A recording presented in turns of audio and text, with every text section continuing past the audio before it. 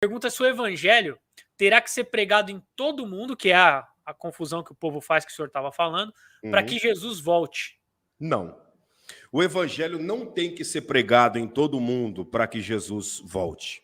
Porque nós vemos na própria Bíblia Sagrada, né, na própria Bíblia Sagrada, dizendo que e o evangelho do reino será pregado em testemunho por todo mundo. Aí virá o fim. E o arrebatamento da igreja não é o fim.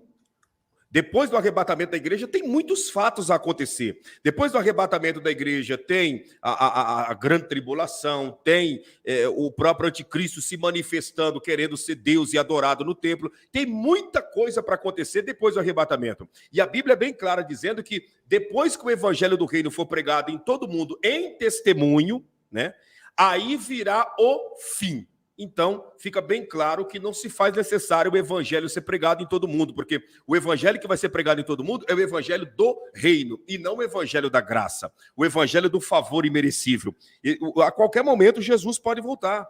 Muitas pessoas, elas querem limitar a volta de Jesus ao evangelho ser pregado em todas as nações. Outros querem limitar a volta de Jesus à construção de um templo, mas é o que eu estou acabando de explicar aqui agora. O templo pode ser construído em 6 meses, para que o anticristo começar a se manifestar aqui nessa terra, fazendo as suas bondades, né, as suas bondades, apresentando para o povo uma solução imediata para a segurança, uma solução imediata para a crise econômica, uma solução imediata para a confusão religiosa que está na terra, automaticamente apresentar isso e depois o templo ser inaugurado. Por que não? Porque os primeiros 3 anos dele, os 3 anos e meio dele, ele pode muito bem governar sem o templo estar construído. Os primeiros 3 anos e meio dele, ele pode governar sem o templo estar construído. Porém, nos últimos 3 anos e meio, sim, é que ele vai se assentar no templo e dizer: eu tenho que ser adorado, eu tenho que ser exaltado. E isso sim, na segunda etapa do seu governo, sim, faz sentido do anticristo já estar aqui na terra e do templo estar construído. Porém, na primeira etapa do governo dele, não se faz necessário o templo, até porque não é na primeira etapa que ele vai se assentar no templo, é na segunda. É verdade, é verdade.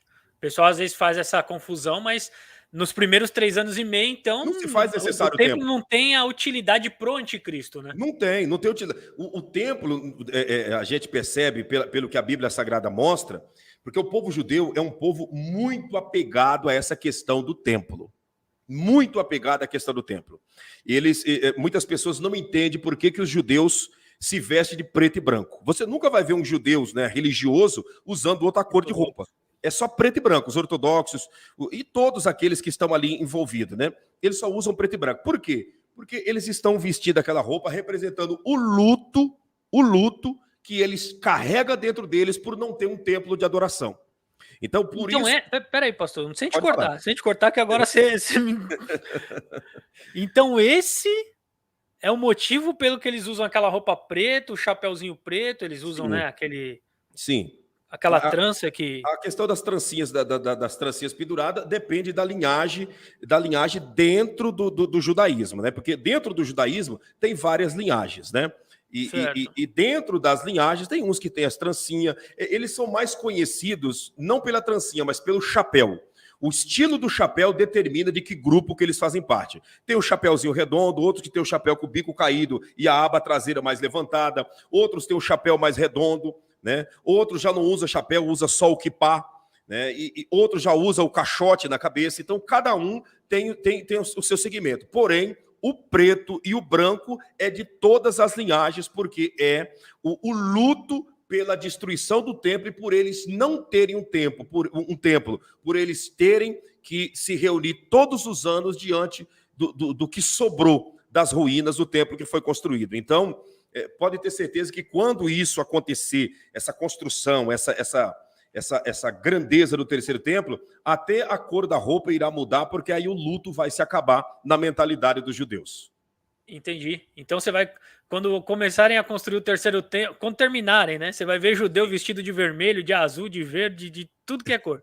Exatamente, porque o luto vai se acabar, né? Não vai ter luto mais por falta do templo. E o interessante É que dinheiro eles têm, né? Estrutura e inteligência eles têm. Mas por que o templo não foi construído? Porque o Senhor está dando um entender a toda a humanidade que o lugar que ele quer ser adorado não é em templos feitos por mão de homens, mas é automaticamente nós somos o templo do próprio Espírito Santo. Né?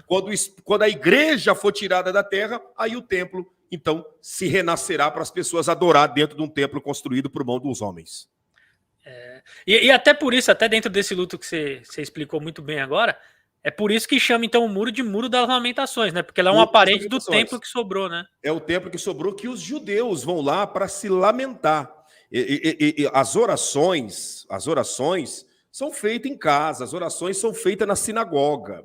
Mas quando os judeus vão para o muro se reunir, a boa parte do tempo que eles estão ali, eles cantam salmos de lamentações, né?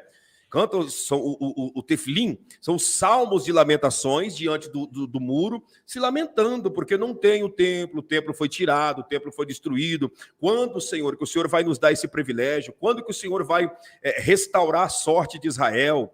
Né? Como diz o próprio hino de Israel, né? O Haktivah, que quer dizer esperança de 2000 anos do templo ser reconstruído. Então, tudo isso, todo esse lamento, todo esse luto, né, para os judeus se acabarão diante da construção do templo. Por isso que eles esperam ansiosos pelo Machia. Por quê? Porque automaticamente o Machia vai reconstruir o templo para eles, que é o anticristo. Que, na verdade, vai ser o anticristo, né? E é uma questão que Jesus, na verdade, como eles não creram em Jesus, né? É uma questão que Jesus bateu bastante, que foi a questão do templo, né? Sim. Até quando ele conversou com a mulher ali, que ele disse, olha, nem aqui nem lá. Na verdade, vai chegar o tempo que os verdadeiros adoradores adorarão em espírito e em verdade. Exato, e esse é o templo, o Espírito é verdade, não precisa de um templo, né? Os judeus ainda continuam insistindo no templo, mas o Espírito Santo, nessa dispensação da graça, nos ensina que não precisa de um templo, precisa sim de adorar em espírito e em verdade, porque é os tais que o eterno Deus está procurando. Muito bom. E só voltando na questão ainda do Evangelho do Reino, Evangelho da Salvação, o pastor explicou muito bem, e também, mas também vamos partir da linha aí, que não fosse essa explicação do Evangelho do Reino, que o Evangelho da Salvação tivesse que ser pregado em todo mundo. Não se esqueça, meu irmão, hoje em dia com a internet, a voz de quem está pregando chega em tudo quanto é lugar, viu? Tudo quanto é lugar. Tudo quanto é lugar. A gente tá fazendo uma live aqui, não sabe se tem alguém assistindo lá na Oceania, numa ilhazinha pequena lá.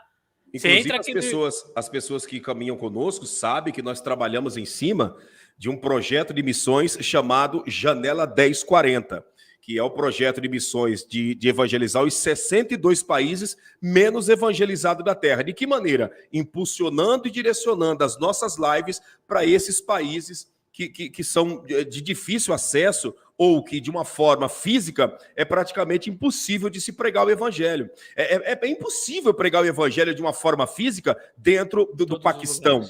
Dentro do Paquistão, dentro de alguns países, do Iêmen, né? E de tantos outros países que fazem parte da Janela 1040. Mas com as lives, nós entramos, né? Impulsionando essas lives para chegar até as pessoas. Então o evangelho está sendo pregado em todas as nações, está sendo anunciado, está sendo divulgado e vidas estão ouvindo a verdade. É isso aí. Você está vendo aí a importância que tem, às vezes, você compartilhar um vídeo do pastor Claudinei, uma live como essa, uma live onde outro pastor vai estar aí pregando também a palavra de Deus. Você pode ser aí um propagador de boas novas, né?